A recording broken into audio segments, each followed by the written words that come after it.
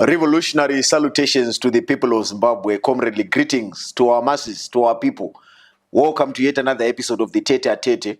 My name is Mkhwanazi, your co-host, and I'm joined by none other than Comrade Ostalos, who I welcome into the show in a few seconds. Today's episode, we are going to focus on critical matters that pertain to our democracy. The future of our democracy is under threat because of revelations and utterances by a Minister of Home Affairs recently. We're also going to focus on the general politics of the country. But more importantly, we're going to look at the rebasing, or the argument, not rebasing, but the argument that the GDP is now 45 billion in Zimbabwe. We are also going to focus on the region. We'll talk about the revelations by General Mkhwanazi of South Africa, Provincial Commissioner of the Police in KwaZulu-Natal, about the allegations against ministers in the ANC-led government. So we're going to talk about a range of issues from politics to economics. Comrade Ostalos, welcome to the show and greet the people. Thank you very much, Brother Lambo. Greetings, fellow Zimbabweans, Africans, and citizens of the world.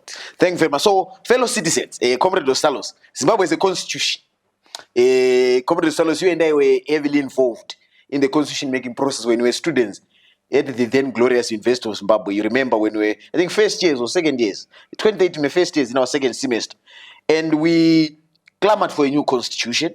We joined a generation of those who had fought and argued for a new constitution when we were in kindergarten, the National Constitutional Assembly, which was formed in 1997 at the University of Zimbabwe. But after a protracted struggle and the efforts that were made by the people, the progressive forces, the Changrais of this world, the Mitis of this world, the Chamisas of this world, the Love Mumatukus of this world, people who had clamored for a constitution, the women's movement, the student movement, we finally have a document, right, that speaks to how we should govern our country. Now, recently, there's a Minister of Home Affairs. You are a political scientist, you are an activist, you are a human rights defender, but I want you to wear your political science lens, your intellectual lens, and your constitutionalist lens. The Minister of Home Affairs, Kazembe Kazembe, recently claimed or uttered that no, democracy sometimes does not work. Sometimes you need dictatorship. I think he was speaking at the National Heroes Week, and he was speaking to the head of state. So I wonder if a Minister of Home Affairs, who swore to uphold and defend the Constitution, stands in front of his principal and the head of state and utters to the nation and the whole world that we must sometimes be in a dictatorship and sometimes be in a democracy. What is your comment from a constitutional point of view? This document, what does it say about democracy in Zimbabwe? Thank you very much, Brother Mlamba. I think that the minister must understand one thing. Yes.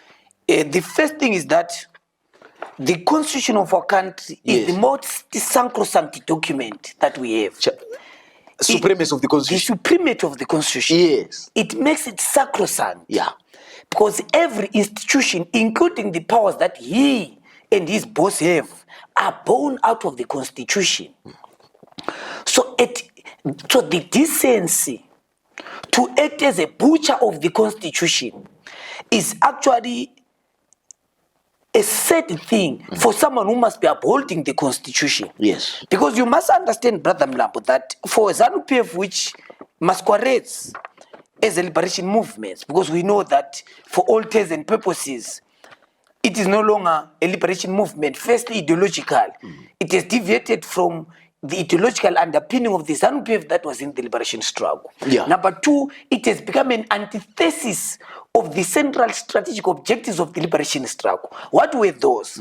The two critical objectives of the liberation struggle was that one, black people must be allowed to vote. Yes. Universal suffrage, they would call it. But ZANU-PF is now the butcher of the same sacrosanct right by holding elections that have been contested since 1980. Do you know that all elections, without exception, in this country, all elections from 1980 have been subjected to a constitutional and court challenges? Some would argue that the democratic movement started with the court challenges, which is not correct, because Joshua Nkabugomkom, in the leadership of ZAP, went to court challenging the election, the manipulated election of 1980 and the role of the external forces from the West. Sadly, and very ironic, because today we debate about the role of the West, but their critical role in the election of 1980, which is so what should happen to Kazembe? First is an aberration of the Liberation Project and an indictment to the Liberation Project. And second, I said that the Liberation Project agenda was land and the economy. ZANU-PF is reversing the same. Yeah. So for some of us in the world of political science, we don't regard it as a liberation movement for all intents and purposes. But now, someone belonging to that political party anyway, which is now a neoliberal institution and organization driven by nihilism, some of us also see and regard him now. He has entered clearly into becoming a constitutional delinquent. Yeah. What do you mean by constitutional delinquent? He has gone ultra vires. As a someone who took an oath of office. Yes. In this country, Yes. in a normal jurisprudence, in a normal society, he would have signed his resignation letter Immediately after giving that speech. The executive will have done it On his behalf. Precisely the point, because that person cannot continue occupying office after uttering such words, because the values and principles of democracy are not imagined by people. They are here. They are codified in this sacrosanct document called the Constitution. And someone who took oath of office to say that he wants an antithesis of the Constitution, it is clear that in a normal jurisdiction, but of course Zimbabwe is not a normal country. Yes, maybe I mean, Comrade Solomon, for the purpose of, we rarely do this on the tete, but I think it's very important that we read a few. Precisely. The Republic. Zimbabwe is a unitary, democratic, and sovereign republic. Democratic. The minister then says, sometimes you don't need democracy, you need dictatorship. The Constitution says, no, Zimbabwe is a democratic country. It's not up for discussion. It's not for debate. That Zimbabwe is a democracy. It was a consensus built by a process led by all political parties, including ZANU-PF. Itself. Because this document was born out of the collective effort of the government of national unity. So we have established that the Minister of Home Affairs is offside, and I think he said that he does a press statement apologizing to the nation. But look, or he resigns. You must understand, but he's not different from his counterpart. Yes. In Nicky Mangwana. Yes. But Nicky Mangwana claims that the leader of the executive in this country, the one who holds executive authority, also is the head of the judiciary and the head of the legislature. And you are a political scientist, is that correct? That's why I said he's like his counterpart, because the constitution of this Zimbabwe does not talk about rule by law. It talks about rule of law. Yes. It talks about the principle of separation of powers. Section 3, subsection What is separation of powers? That the judiciary is led by the Chief Justice, Chief Justice must do its constitutional duty of interpreting the law. Independent of the executive and the legislature. That is why people were critical of the judges being enrolled at some ideological school. I will explain why. Yes. Because the same government spokesperson assumes that the head of state is also the head of the judiciary. No. Making it clear that it is the executive that detects to what the Speaker of Parliament is doing, who must be the leader of the legislative arm of the country. Which is why you see Parliament has been reduced to what it is now, a circus, a laughing stock occupied by a half plus of the occupants. So in essence, you are informing the people that according to section 3, subsection E of our constitution, we must observe the principle of separation of powers. Precisely. So the executive is separate from the judiciary and the legislature. The legislature is separate from the executive and as well as judiciary. The same applies for the judiciary itself. Independence. Can you hammer on the importance of having an independent judiciary? Here is the danger. Our country suffers from what we call executive tyranny. Yeah. Some who are mild will call it executive overreach. Yeah. Where the executive is leading the judiciary. Yeah. And what is the output? You see that. So the genesis of the crisis, in fact, for the benefit of our viewers, does not become with the tyranny of the executive. It starts with the state and the party being conflated.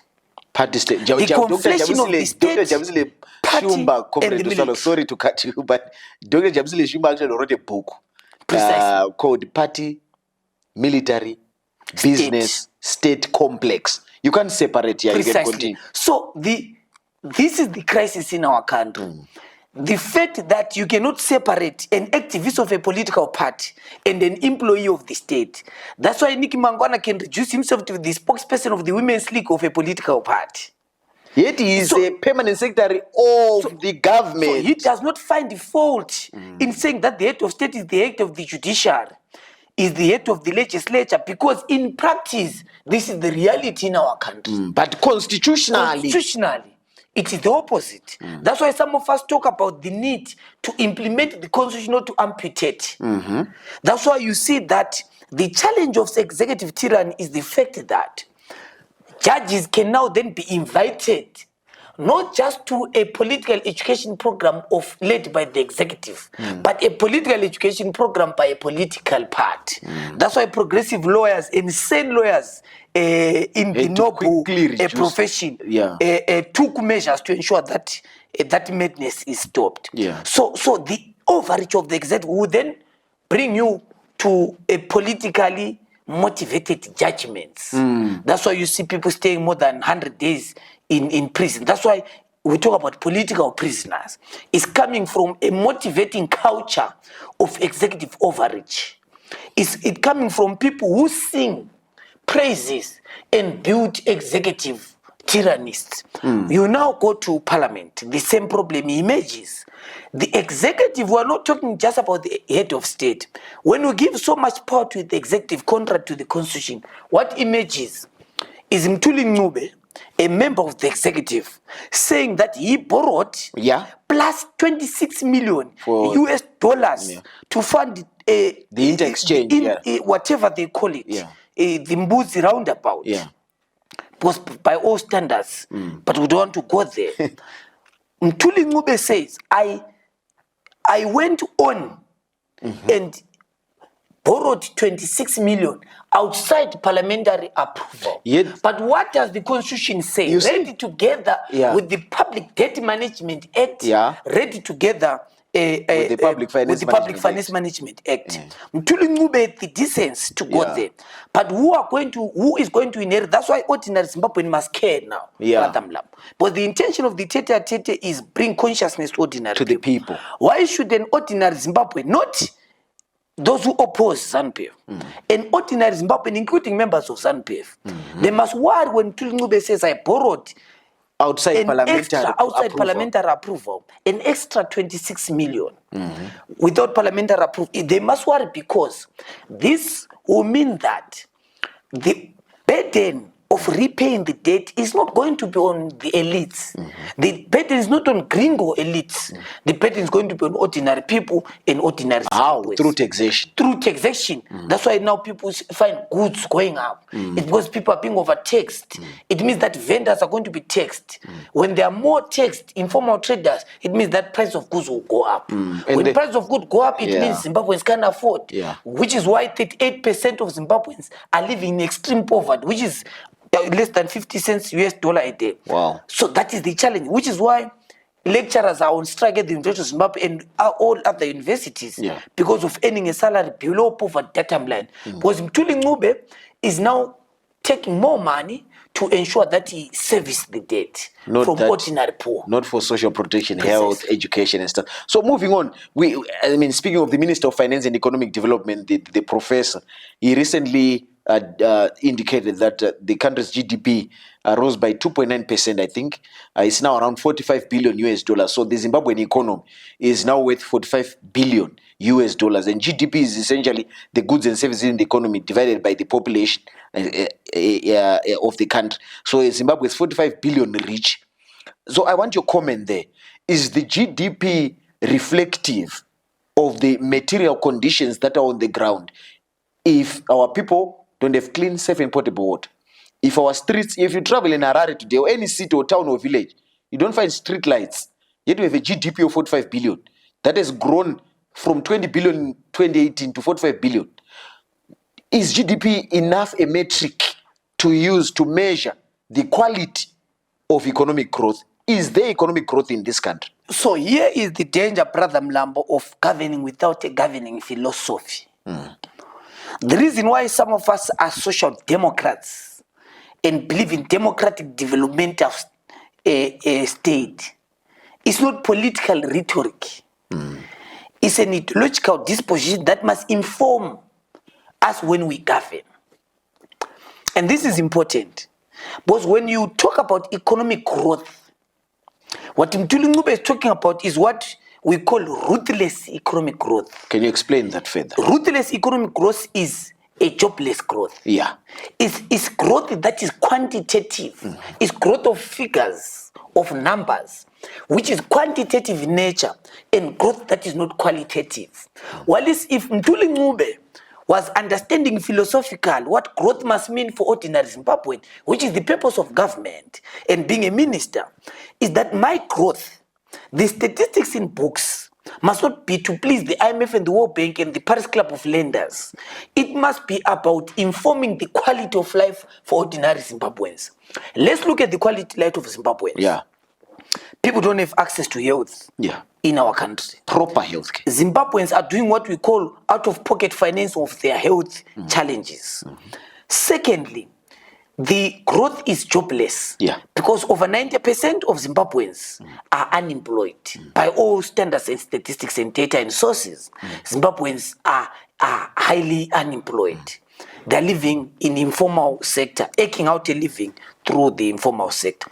Number three is that the growth that Mthuli Ncube talks about does not reflect the quality of life lived by average Zimbabweans who live in places without water. Look at load shedding. We no longer call it load shedding because it's now a normal part of our life.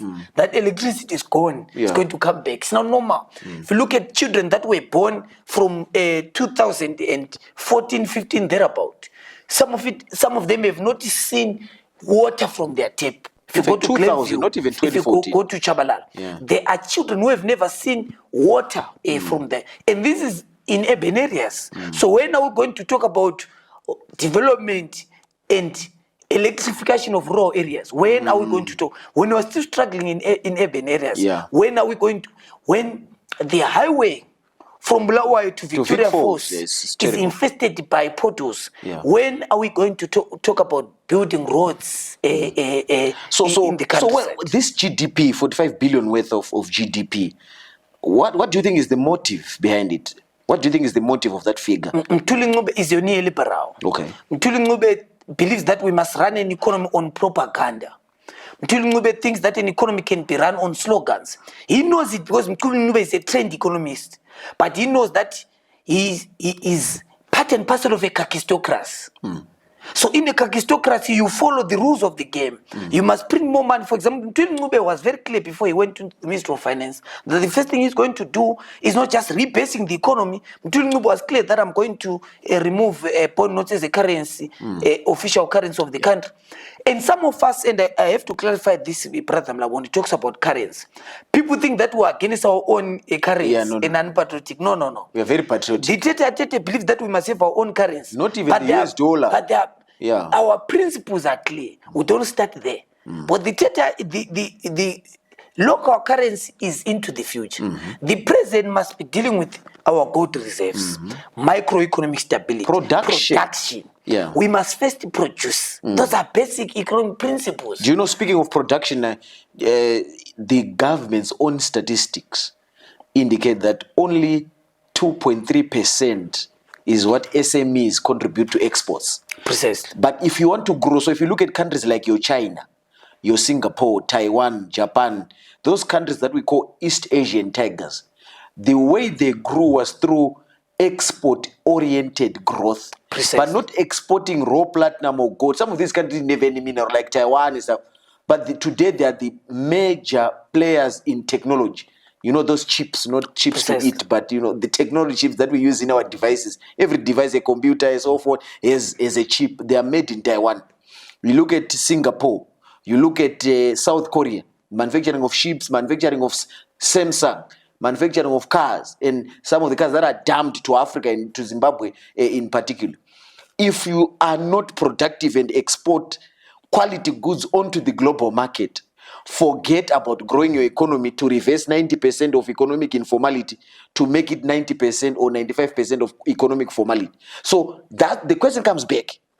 For USD 45 billion GDP vis-a-vis the economic reality, what then is the motive? The intention by Mkhwanazi is not different from those that drove Pakosi in the heydays of 2009. Is slogans to facilitate illicit deals, to continue to extract from the poor, to continue to primitively accumulate wealth, by justifying that our economy has grown, and obviously to continue to attempt to loot by borrowing more and opening new lines of credit, not for the benefit of the ordinary people and for development, but for the benefit of the minority. And here is the danger about that kind of an approach. It means that our country will continue to be said to be developing quantitatively, but the lives of average Zimbabweans, they will continue to suffer. Zimbabweans are still dying in hospitals. Zimbabweans are still dying in accident scenes. But more recently, we saw that they brought helicopters from Belarus. Zimbabwe is still predominantly rural. The access to those helicopters is for the people who have capital, because they charge money before they airlift anyone from a scene of accident. They are not for free primary health care. So it's only for those who would have emergency situations but have got money, more than 1,000 or so, that you must. So in essence, in the interest of time, you're saying we can have an economy that grows quantitatively, but it's not reflected in the pockets of what. I'll give you an example, Comrade Ostalos. I use public transport on a daily basis. Do you know that every Zimbabwean who uses public transport struggles to get change? If you have $1 and the combi fare is 50 cents, for them to give you what they call coin, right, which is 20 zig, you struggle. Sometimes you are batanis. You and I are then given $1 if you. But what if we are not stopping at disembarking at the same bus stop? But they're saying the economy, the GDP is 45 billion, but the local currency itself, for us to exchange in the economy monetary wise, we struggle to use the zig effectively. But others who have also experienced the situation where you have to get some chips or something in exchange. You're forced to buy something. So what that means, Brother Mlambo, is that Mkhwanazi has taken us back to barter trade. Yes, essentially. You have to exchange. I give you this, you give me that. So I can take my goat you get the point. So we are back to barter trade in the 21st century, thanks to Mkhwanazi and to ZANU-PF zigzag as well as the zig challenges. Anyway, thanks, Comrade Ostalos, for that. But moving on, and in the interest of time, Comrade Ostalos, you know, there are people who have been arguing online and in other platforms, arguing that no, we have been part and parcel of the democratic alternative following the democratic movement. We have not seen any benefits and stuff like that. Ideologically, what does it mean to be part of the democratic alternative?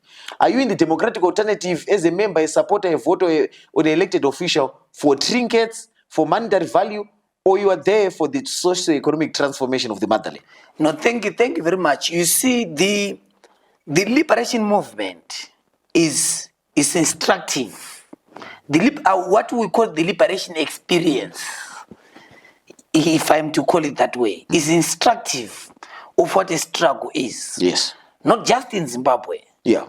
But in the African continent and world over. Yes. People who have led the struggles, who have participated struggles, end up calling them protracted struggle.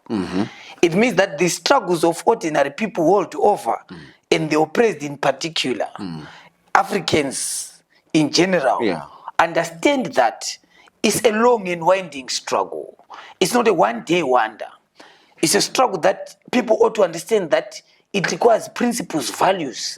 That's why people go through ideological training and orientation, for them to have an understanding that it's not a one-day wonder. It's not a struggle for the faint-hearted. It's not a walk in the park. You ought to understand that, because short of that, you'd want to check it halfway. Tongogara, in one of the videos, is interviewed talking about how ordinary Zimbabweans before independence were losing patience. He called it, they wanted quick change. that is violent oriented. But the danger with that, it creates violent moribunds. It creates gangs in government. It does not create stewards. Our country must look at the creation of stewards to lead the country. I wanted to add a point, Brother Mlambo, on the challenges of Mkhwanazi's proposition. Is that when we had a 45 billion GDP, without electricity, it's not possible to industrialize. Because for us to industrialize, we need electricity. So the issue of load shedding must become a question of the past. Because for us, if you look at China, if you look at Asian tigers, for you to industrialize, you need to go back, we need to relook at our coal mining process, the role of the Chinese in that industry. Because we need to begin to industrialize rapidly as a country. There's no any other solution. We must industrialize. And doing so would require us to ensure that we are very clear in terms of making sure that we protect resources like coal for the benefit of production in the country. Once we begin to produce, it means we are also producing jobs. And that's when the GDP would be reflected. Precisely the point. In the pockets of the people. It will become a GDP that produces jobs for ordinary people. It means that the young people who are spending time in rallies twerking for US dollars in a country that claims to be leading its economy using Zig are going to be able to wake up and going to a factory. When they're going to work, it means that they reduce the abuse of alcohol and substances and drugs. Because those who abuse, so I live in an economy where the majority of younger people are into drugs. They are doing so because they want to escape the reality of Mkhwanazi. Social escapism. People are not taking drugs because it is fashionable. No. Because drugs help them to escape the ZANU-PF Mkhwanazi-led economic reality of a empty stomach and a jobless existence. Yet we are told the economy has grown to 45 billion. It is a lie. In terms of GDP. It is propaganda. It then means, Comrade Ostalos, if the economy is now 45 billion and a debt of 21.2 billion, that essentially our debt is like half of the GDP. So we are not in debt distress. That's what it means. That's where the oxymoron. So why are we struggling to service our debt? That's where why are we struggling to complete the structured dialogue program? Precisely the point. Because if our debt is 22 billion and our economy is 45 billion, the same government but claim that we are in debt distress, and the same government claim that we must go to the highly indebted poor countries program HIPIC. Whereas some of us, Brother Mlam, are saying to resolve the debt crisis, we've shared this with our colleagues in the ruling establishment, that we must go for a debt cancellation program. A responsible government. But the problem is that this cannot be done because some of the debt is understated. The issue of the odious debt comes into play. So, but the first thing for us to go through debt cancellation, it will need an honest, genuine, and authentic audit of the debt itself. Like we inherited 700 million debt from Smith. Ordinary Zimbabweans ought to know how much money do we owe. To who and why. Where was this money taken? Because Robert Mugabe took money from the Bank of England to fund the commercial lenders. He took money from the Bank of Brazil with his friend Joseph Made to fund and Gideon Gono, I think. And Gideon Gono to fund their agriculture program, which we ended up seeing some of the inputs in the houses. Most recently, one of the most talkative ex-occupants, Dwamanda, had some tons of fertilizer, Brother Mlambo, being stolen from him by an ordinary Zimbabwean who, when he was contacted anonymously by some ex-users, claimed that he did expropriation without compensation. He said he's robbing. Because how can state agents and state intelligence agents be used on a private endeavor to monitor the movement of inputs that have been primitively accumulated to one's private farm. Yeah. So an ordinary Zimbabwean did justice on behalf of millions of poor Zimbabweans. He was a Robin Hood. So it shows you the conflation of the state and the party and the securocrats. Secondly, it shows you the danger that Zimbabwean faces when it comes to the debt question. Because if we borrow and saying we are funding command agriculture, it must go to genuine and real farmers, not to political elites who are doing cell phone farming. Yeah. Because it is the issue of the cell phone that led to an ordinary Zimbabwean disappearing with the tons of fertilizer. That's true. Because everything was conducted by a cell phone. The farmer must be on the ground. Precisely the point. Be a and farmer. farms must be for farmers. You get the point? Not for the policy must be for policy makers. Yeah, there that's must true. not be a conflation of the two. Moving forward, Comrade Ostalos, in South Africa, we know as Zimbabwe and as Africa, we can't afford to ignore what happens south of the Limpopo because of the geopolitical significance of South Africa. But not only it's a sub-regional power. Africa's most industrialized economy, $500 billion GDP economy. And a majority of our people have also found refugees, economic refugees in South Africa. There's a police commissioner in KwaZulu-Natal province, General Mkhwanazi, who has been trending online and in the news, arguing for transparency, arguing for a responsible police service. Your general comments and your message of solidarity as you look into that camera to General Mkhwanazi, if he's to watch the tete-a-tete, what Of message course, of we've solidarity? always provided solidarity to the people of Tanzania, historically, not just in the post-independent Zimbabwe, but you know that Zimbabwe's commitments to some of its relations actually are the ones that informed the delay of the land reform program in the country as a way not to upset South Africa's quest for democracy. So we've always shared huge political and ideological solidarity with the people of Tanzania. When I say the people, I'm very deliberate. Yes. We are not talking about party-to-party solidarity or government-to-government or elite clubs solidarity. We're talking about people-to-people solidarity. And the reason why we are directly connected, because their struggles are our struggles. Our burden becomes their burden. That's why you see that the influx of Zimbabweans into South Africa, Brother Mlambo, ceases to be a foreign policy issue to South Africa, but it becomes a domestic issue for the African National Congress and presently the government of National Unity with the ANC, the DA, and others. Because it is a domestic issue. And many South Africans raises their questions that Zimbabweans must leave their country. Ordinary South Africans has expressed that. And there are so many mixed feelings, with some calling them xenophobic and so forth. I mean, patriotic South Africans want to live in their own country. Zimbabweans also want to live in their own country. And it is critical for an ordinary average South African to understand that their government must not be responsible for the crisis indirectly that is happening of the influx of Zimbabweans. And some would want to know, how are they indirectly responsible? When the Secretary General of the African National Congress writes in his micro-blogging site that Viva ZANU-PF, during an election campaign, a government minister endorsing a political establishment in another country is basically endorsing the crisis that we have today.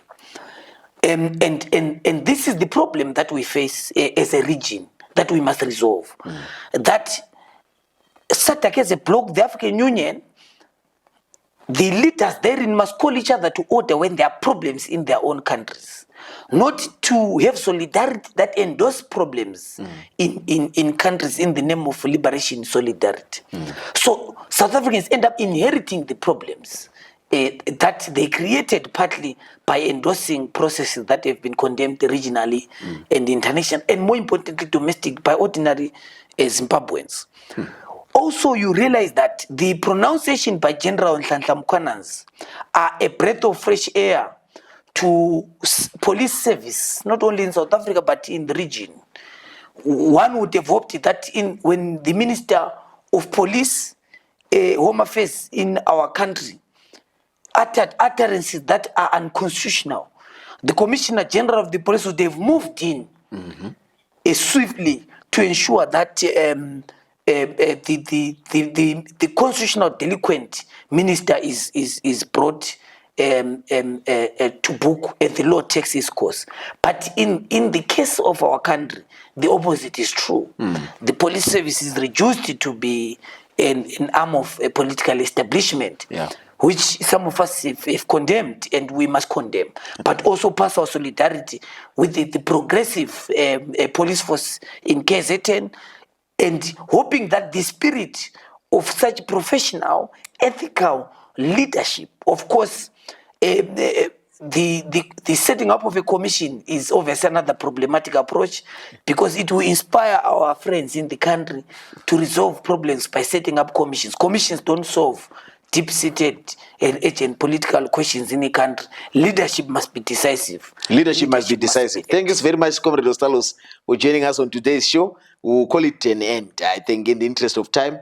We also applaud and, re-emphasize the importance of our viewers, the importance of the Tete supporters, those who support the show.